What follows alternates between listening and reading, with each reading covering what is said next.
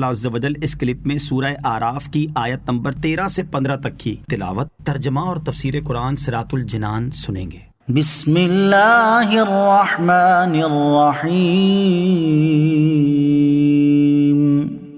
اللہ کے نام سے شروع جو نہایت مہربان رحمت والا ہے۔ قال فاهبط منها فما يكون لك أن تتكبر فيها فاخرج إنك من الصاغرين۔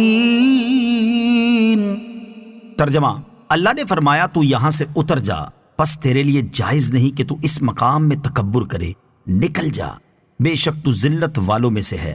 قال فاهبط منها، فرمایا تو یہاں سے اتر جا، یعنی جنت سے اتر جا کہ یہ جگہ اطاعت و تواضع کرنے والوں کی ہے، منکر و سرکش کی نہیں۔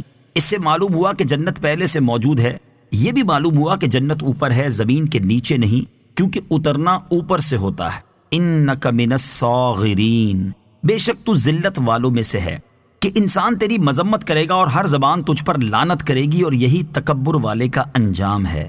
تکبر کی مذمت، اس سے معلوم ہوا کہ تکبر ایسا مذموم وصف ہے کہ ہزاروں برس کا عبادت گزار اور فرشتوں کا استاد کہلانے والا ابلیس بھی اس کی وجہ سے بارگاہ الہی میں مردود ٹھہرا اور قیامت تک کے لیے ذلت و رسوائی کا شکار ہو گیا۔ حضرت حذیفہ رضی اللہ تعالی عنہ سے روایت ہے، سید المرسلین صلی اللہ تعالی علیہ وآلہ وسلم نے ارشاد فرمایا، کیا میں تمہیں اللہ تعالیٰ کے بدترین بندے کے بارے میں نہ بتاؤں؟ وہ بد اخلاق اور متکبر ہے۔ بخاری شریف کی حدیث ہے۔ حضرت ابو ہریرہ رضی اللہ تعالی عنہ سے روایت ہے، رسول اللہ صلی اللہ تعالی علیہ وسلم نے ارشاد فرمایا، جو تکبر کی وجہ سے اپنا تہبند لٹکائے گا تو قیامت کے دن اللہ عز و جل اس کی طرف رحمت کی نظر نہ فرمائے گا۔ عاجزی کے فضائل، نمبر 1، ابن ماجہ کی حدیث، حضرت عیاض بن حمار رضی اللہ تعالی عنہ سے روایت ہے، سرکار رسالت صلی اللہ تعالی علیہ وآلہ وسلم نے ارشاد فرمایا، اللہ عز و جل نے میری طرف یہ وحی فرمائی ہے کہ تم لوگ عاجزی اختیار کرو اور تم میں سے کوئی دوسرے پر فخر نہ کرے۔ نمبر 2، ام المومنین حضرت عائشہ صدیقہ رضی اللہ تعالی عنہا سے روایت ہے، سرور دو عالم صلی اللہ تعالی علیہ وآلہ وسلم نے ارشاد فرمایا، اے عائشہ، عاجزی اپناؤ کہ اللہ عز و جل عاجزی کرنے والوں سے محبت اور تکبر کرنے والوں کو ناپسند فرماتا ہے۔ نمبر 3، ترمذی شریف کی حدیث، حضرت انس جوہنی رضی اللہ تعالیٰ عنہ سے روایت ہے، سرکار دو عالم صلی اللہ تعالی علیہ وآلہ وسلم نے ارشاد فرمایا، جس نے قدرت کے باوجود اللہ عز و جل کے لیے اعلیٰ لباس ترک کر دیا تو اللہ عز و جل قیامت کے دن اسے لوگوں کے سامنے بلا کر اختیار دے گا کہ ایمان کا جو جوڑا چاہے پہن لے۔ نمبر 4، حضرت ابو ہریرہ رضی اللہ تعالیٰ عنہ سے روایت ہے، حضور اقدس صلی اللہ تعالیٰ علیہ وآلہ وسلم نے ارشاد فرمایا، جو اپنے مسلمان بھائی کے لیے تواضع اختیار کرتا ہے اللہ عز و جل اسے بلندی عطا فرماتا ہے، اور جو مسلمان بھائی پر بلندی چاہتا ہے اللہ عز و جل اسے پستی میں ڈال دیتا ہے۔ فاروق اعظم رضی اللہ تعالی عنہ کی عاجزی، جب حضرت عمر فاروق رضی اللہ تعالیٰ عنہ شام کی طرف تشریف لے گئے تو حضرت سیدنا ابو عبیدہ رضی اللہ تعالیٰ عنہ بھی ان کے ساتھ تھے، یہاں تک کہ آپ رضی اللہ تعالیٰ عنہ ایک ایسے مقام پر پہنچے جہاں گھٹنوں تک پانی تھا۔ آپ اپنی اونٹنی پر سوار تھے، آپ اونٹنی سے اترے اور اپنے موزے اتار کر اپنے کندھے پر رکھ لیے، پھر اونٹنی کی لگام تھام کر پانی میں داخل ہو گئے تو حضرت ابو عبیدہ رضی اللہ تعالیٰ عنہ نے عرض کی، اے امیر المومنین رضی اللہ تعالیٰ عنہ، آپ یہ کام کر رہے ہیں، مجھے یہ پسند نہیں کہ یہاں کے باشندے آپ کو نظر اٹھا کر دیکھیں۔ حضرت عمر فاروق رضی اللہ تعالیٰ عنہ نے ارشاد فرمایا، افسوس اے ابو عبیدہ، اگر یہ بات تمہارے علاوہ کوئی اور کہتا تو میں اسے امت محمدی صلی اللہ تعالیٰ علیہ وسلم کے لیے عبرت بنا دیتا۔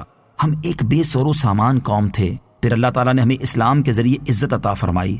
جب بھی ہم اللہ تعالیٰ کی عطا کردہ عزت کے علاوہ سے عزت حاصل کرنا چاہیں گے تو اللہ تعالیٰ ہمیں رسوا کر دے گا۔ قال انظرني إلى يوم يبعثون قال إنك من المنظرين۔ ترجمہ، شیطان نے کہا تو مجھے اس دن تک مہلت دے دے جس میں لوگ اٹھائے جائیں گے۔ اللہ نے فرمایا تجھے مہلت ہے۔ قال إنك من المنظرين، فرمایا تجھے مہلت ہے، یعنی پہلے نفخہ سور پھونکنے تک تجھے مہلت ہے۔ اس مہلت کی مدت سورہ حجر کی ان آیات میں بیان فرمائی گئی۔ قال فإنك من المنظرين إلى يوم الوقت الوقت المعلوم. ترجمہ، اللہ نے فرمایا پس بے شک تو ان میں سے ہے جن کو معین وقت کے دن تک مہلت دی گئی ہے، اور یہ نفخہ اولا کا وقت ہے جب سب لوگ مر جائیں گے. شیطان مردود نے دوسرے نفخہ سور پھونکنے تک یعنی مردوں کے دوبارہ زندہ ہونے کے وقت تک کی مہلت چاہی تھی، اور اس سے اس کا مطلب یہ تھا کہ موت کی سختی سے بچ جائے، مگر یہ درخواست قبول نہ ہوئی اور اسے پہلے نفخے تک کی مہلت دی گئی کہ جب پہلی بار سور پھونکا جائے گا تو سب کے ساتھ وہ بھی ہلاک ہو جائے گا.